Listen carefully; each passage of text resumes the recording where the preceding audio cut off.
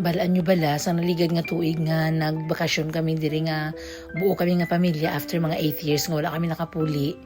Wala gid bala kami nakabisita kay tatay. Patudtod lang. Doon na konsensya man ako nga ginapilit ko makadto sa last day. Nag-ulan man tapos gabi na bala nang masubrahan bala ka mo ka-excited. Kag damo ka mo sa mga commitments. Tapos ang plano nyo nga isa nasampawan until hindi mo napapansin na puli na gali ka mo. Nagtulo man ang luha ko kay na konsensya man bala ako na remember ko bala yung tsura ni tatay nga day.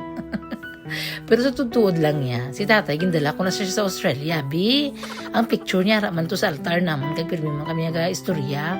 O tibalan ko nga, wala man siya nagsunggot, kaya nakita niya bala nga nalipay kami nga pamilya. Pero tani perfect kita nito kung nakabisita kami balaw. Pero sige na lang kay intindihan niya man na.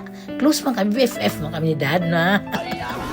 So, amo na gito deal na sang 15 days naton diri. Sang Wednesday, nag-aga pa kami to nagkadto. Pero nagaguom-guom na balati. Pero sige lang kati namin, gani maglagaw-lagaw man. Bala kati ang amo na Ferrari, may taklob man, hindi man kayo mabasa. Pag-abot namon dito bala, nag-ibumbada ang bigatlan nga ulan. Nangakiguros tata siya. Ba, amo palang kamoy nyo, ya? Sikusuri na bala dad.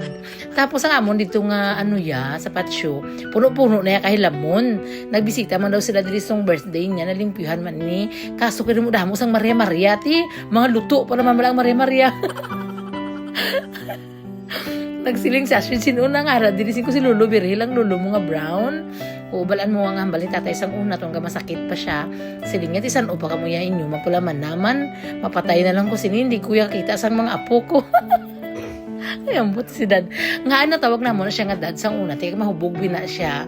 Ginajoke-joke na mo na sa mga mag-utod na mo. Kaya kung sa tunay nga buhay, hindi na siya sang hubog. Mga akig mo ito tawagon nga dad. Kay kapabri-pabri sa ito na tawag-tawag niyo ko nga dad. Hindi na pwede ang mga mayaman na niya katawag sang dad yan. Kung madumduman ko bala mga kaagi namon sang una nga ang tatay ko bala wala ginakatilaw sang mahamungaya nga pangabuhi ba upisa pagkasal nila ni nanay pirmi lang pala daw ginalagas pirmi ang pangginawa. Asa kay tita mo damo abi sila bata mo nang bata abi wala abi kami sang TV sang una abi. Amo na pirmi hambal sang bana ko wala ka mo TV sang una ha. Kaya ano mo kayo makuton. Ay, ambot na lang. Pero, subong mo dumduman ko, at least kahit paano, hindi ba na magsungod si tatay sa akon kay ging hakwat ko man ang akon mga utod tanan. Wala man sang napabayan. Bisan ginagmay lang bala na bulig-buligan ko sila. So, kabalo na yung tatay, yung bisan may ko niya kaduaw sa iya, da iya nga palangga ko akon pamilya. Kung isa mga badlungon man namin, pangluniton, pero sabay-sabay kaming kapangabuhi bala. So at si ate nakalagaw na diri sa una pero si Ashid wala gid no. So ambal ko amo ni si Lolo Brown mo tapos diri siya nakalubong tapos ululupod na sila diri lula diri.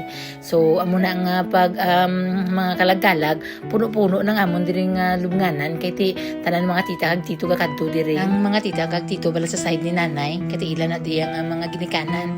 Si tatay kumbaga na timpon na hindi kita galuson man si tatay. So layo kami sa pamilya ni daddy So mabalik lang kami kaya hagbasan ganin namon iniho.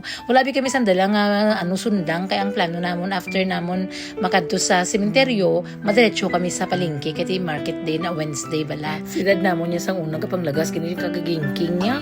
Mga biniala sa una pero pag mabakulan kasi niti maluoy man na siya sa imo siguro nadala lang sa kakapoy niya bala kati mga badlungon makaguro kami sa muna.